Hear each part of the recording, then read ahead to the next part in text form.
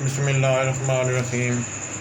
ایک روایت میں آتا ہے کہ نبی پاک صلی اللہ علیہ وسلم ایک قبر سے گزرے تو ایک عورت کو دیکھا کہ وہ قبر پہ بیٹھ کر زار و قطار رو رہی ہے، شدید واویلا کر رہی ہے۔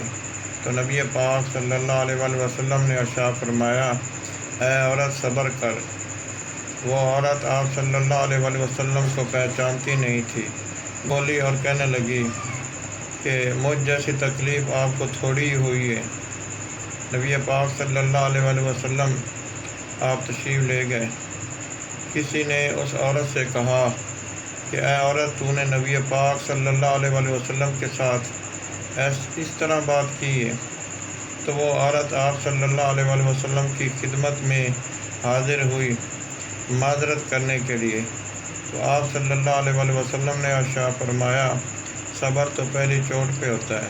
ایک اور روایت میں آتا ہے کہ ایک عورت جس کو مرگی کا دورہ پڑتا تھا، نبی پاک صلی اللہ علیہ وسلم کی خدمت میں حاضر ہوئی اور عرض کرتی ہے، اے نبی پاک صلی اللہ علیہ وسلم، اللہ تعالیٰ سے دعا کیجیے کہ اللہ تبارک و تعالیٰ مجھے اس مرض سے نجات عطا فرمائے۔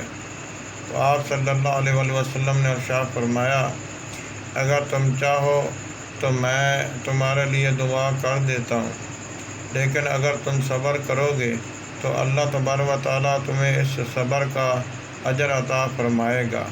اس عورت نے کہا، اے نبی پاک صلی اللہ علیہ وسلم، میں صبر کرتی ہوں، لیکن صرف میرے لیے اتنی دعا کر دیں کہ جب مجھے مرگی کا دورہ پڑتا ہے میرا سطر کھل جاتا ہے، تو دعا کیجیے کہ میرا سطر نہ کھلے۔